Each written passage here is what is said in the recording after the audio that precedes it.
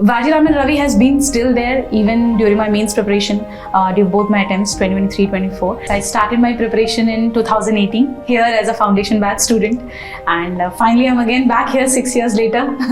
The life has come full circle finally. I post-graduated actually in year 2018. After that I came to Vajiraman Ravi, as the name has always been there, where I was completely clueless कि क्या करना है क्या नहीं. And that year I think ये join किया test series मैंने, and we had those regular feedback sessions. GS we had GS. I was enrolled for the GS thing. I had that regular feedback session after every copy that was checked. We had those mentoring sessions going on. So उससे पता चलता था what is wrong, where I should add on, what is the changes I need to make, etc. So it went like that, and I really scored good in GS. Last year also it was 435 marks in GS 1, 2, 3, 4.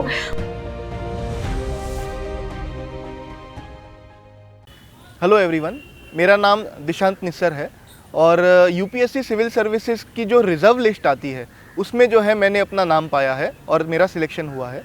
तो ये video specifically जो है मैं ये बताना चाहता हूँ कि रिज़र्व लिस्ट क्या होता है। पहले मैं अगर अपने बैकग्राउंड के बारे में बताऊँ तो मैंने जो है bachelors in mass communication and journalism में जो है अपना ग्रेजुएशन किया है, और क्योंकि मैं मुंबई से बिलोंग करता हूँ तो यूनिवर्सिटी ऑफ मुंबई से ही मैंने अपनी सारी पढ़ाई की है। और यूपीएससी में जो है ये मेरा थर्ड अटेम्प्ट था। पहले अटेम्प्ट में मेरा प्रीलिम्स क्वालिफाई नहीं हुआ था, और सेकंड अटेम्प्ट जो मैंने 2023 में दिया था उसमें जो है मैंने इंटरव्यू स्टेज तक मैं पहुंचा था, बट क्योंकि 15 to 16 मार्क्स के वजह से जो है मेरा रिजर्व लिस्ट और फाइनल लिस्ट दोनों मिस हो गया था।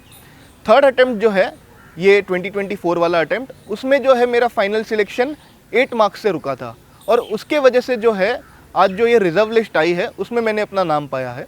तो डीकेटी की रिक्वेस्ट पे जो है मैं रिजर्व लिस्ट क्या होता है उस पर एक इन डेप्थ वीडियो बनाना चाहूँगा। बहुत एस्पिरेंट्स को और बहुत सारे बच्चे जो यूपीएससी भी पढ़ रहे हैं या जो एसोसिएटेड है कॉम्पिटिटिव एग्ज़ाम से, उनको यूपीएससी का रिजर्व लिस्ट क्या होता है इसके बारे में कोई आइडिया नहीं होती। तो रिजर्व लिस्ट की अगर हम बात करें तो जब फाइनल रिजल्ट आता है इंटरव्यू का, फॉर एग्जांपल इस साल जो है अप्रैल 22 को जो है यूपीएससी का फाइनल रिजल्ट आया था, जिसमें जो 3000 के करीब बच्चों जिन्होंने इंटरव्यू दिया था उसमें से यूपीएससी ने कुछ 1000 कैंडिडेट्स को जो है सिलेक्ट किया था। एवरी ईयर यूपीएससी जो है 1100 के आसपास वैकेंसीज निकालती है, लेकिन अपने फाइनल रिजल्ट में जो है यूपीएससी कोई 1000 कैंडिडेट्स को ही सिलेक्ट करती है और सारी की सारी वैकेंसीज फुलफिल नहीं करती। यूपीएससी की जो रूल्स है सिविल सर्विस एग्जामिनेशन रूल्स, उन रूल्स में ये मेंशन्ड है कि यूपीएससी को एक रिजर्व लिस्ट जो है मेंटेन करके रखनी पड़ती है, ताकि इन केस फाइनल लिस्ट में कोई कैंडिडेट ऐसा हो कि जिनका कुछ वजह से जो है डिस्क्वालिफिकेशन हो सके। वो शायद कोई मेडिकल रीज़न भी हो सकता है, या कोई कोटा के अगर जो सर्टिफिकेट्स अगर उनके वैलिड ना हो तो उसके वजह से भी हो सकता है। तो इस वजह से वो 1000 में से शायद 50 to 60 लोग जो है डिस्क्वालीफाई हो जाए, या कुछ लोगों को सेम सर्विस मिले तो शायद वो सर्विस ऑप्ट ना करे और उनका नाम निकाला जाए। तो इन सब रीजंस के वजह से कुछ वैकेंसीज बच जाती है। तो फाइनली जो है अप्रैल के 2-3 महीने बाद या फॉर एग्जांपल सितंबर अक्टूबर में जो है यूपीएससी अपनी रिजर्व लिस्ट बाहर निकालती है।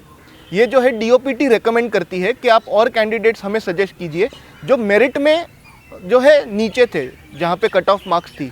फॉर एग्जांपल इस साल 947 जनरल की कट ऑफ थी, तो उस कट ऑफ के नीचे 946, 45 से लेकर के 938, 939 तक जितने भी कैंडिडेट्स जो है लिस्ट में ना आ पाए बट मेरिट में वो ऊपर थे, उन सब लोगों को जो है रिजर्व लिस्ट में इंक्लूड किया जाता है। अगर मैं अपनी बात करूं तो मेरे 939 मार्क्स थे और मेरा 77 सीरियल नंबर है इसमें, और टोटल इस साल की रिजर्व लिस्ट में 114 कैंडिडेट्स यूपीएससी ने रिकमेंड किए हैं। तो रिजर्व लिस्ट का जो है ये पर्पज़ होता है। अब मैं ये बताना चाहूँगा कि रिजर्व लिस्ट के थ्रू हमें सर्विसेज कौन सी एलोकेट की जाती है। तो क्योंकि फाइनल लिस्ट में जो है आईएएस, आईपीएस, आईआरएस जैसी सर्विसेज फुल हो जाती है, तो रिजर्व लिस्ट के अंडर जो उनके नीचे की जो सर्विसेज होती है, जो हम प्रेफरेंस के हिसाब से नीचे भरते हैं, जैसे कि Indian railway management service, Indian postal service, Indian information service, तो इन सब सर्विसेज जो है हमें रिजर्व लिस्ट के थ्रू एलोकेट की जाती है। जिस हिसाब से वैकेंसीज होती है, जिस हिसाब से कैंडिडेट ने जो है अपना प्रेफरेंस भरा होता है, वो हिसाब से रिजर्व लिस्ट में उनका नाम आ जाता है और उन्हें ये सर्विस एलोकेट की जाती है। रिजर्व लिस्ट के बारे में जो है कुछ डाउट्स भी बहुत लोगों को होते हैं कि रिजर्व लिस्ट में जो है शायद वो रिजर्व्ड कैटेगरी के बच्चों के लिए जो है लिस्ट होती है, बट ऐसा नहीं है। रिजर्व लिस्ट में सारी कैटेगरीज के बच्चे जिस हिसाब से वैकेंसीज बची हुई होती है उन सबको इंक्लूड किया जाता है। दूसरा, रिजर्व लिस्ट जो है वो सिविल सर्विसेज का ही पार्ट है, यानी कि जो बच्चे रिजर्व लिस्ट में क्वालिफाई हो रहे हैं वो उस साल के फाइनल लिस्ट के इक्विवेलेंट ही उनको जो है सर्विस एलोकेट की गई है और वो उसी में क्वालिफाइड है। तो फाइनली मैं ये कहूँगा कि अगर आप जो है फाइनल लिस्ट में अपना नाम नहीं पाते हैं, अगर आप जो है यूपीएससी के सारे स्टेजेस क्लियर कर रहे हैं, इंटरव्यू में भी अच्छा परफॉर्म कर रहे हैं और उसके बाद भी अगर आप डिसहार्टेंड है क्योंकि आपका कुछ नंबरों से रह जाता है, तो आपके लिए ये एक रे ऑफ होप बन करके आ जाती है और आप जो है रिजर्व लिस्ट के थ्रू सिविल सर्विसेज को ज्वाइन कर सकते हैं।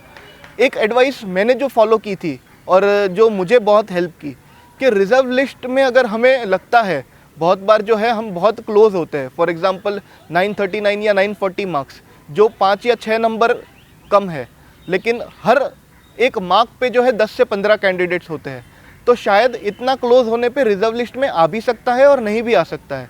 तो उस होप में, उस एंग्जाइटी में हम अपने आप को ज़्यादा इन्वॉल्व ना रखें। हम जो है अगर हमारे पास अटेम्प्ट्स बचे हुए हैं तो हम यही मान के चले कि हमारा इस बार सिलेक्शन नहीं हुआ है, हम और ज़्यादा मेहनत करेंगे और फिर से अपना सिलेक्शन पाएंगे। अगर रिजर्व लिस्ट में अगर हमारा नाम आ जाता है तो डेफिनेटली बहुत खुशी की बात है, हम हमारे लिए भी, हमारे पेरेंट्स के लिए भी, और हमें लगता है कि हमने जो स्ट्रगल किया है, हमने जो हार्डवर्क किया है उसका हमें फाइनली रिजल्ट्स मिला है। बट साथ ही साथ उस चीज़ पर ज़्यादा अटैच ना हो करके हम जो है ये प्रोसेस में बने रहे, हम जो है दोबारा एग्ज़ाम्स दे करके टॉप रैंक्स पर एम कर सकते हैं और फाइनली जब अगर नाम आ भी जाता है तो हम उसे ग्रेसफुली एक्सेप्ट करते हैं। तो आई होप कि सभी को रिजर्व लिस्ट क्या होती है, उसके पीछे का रीजनिंग क्या होता है, ये क्लियर हो गया हो।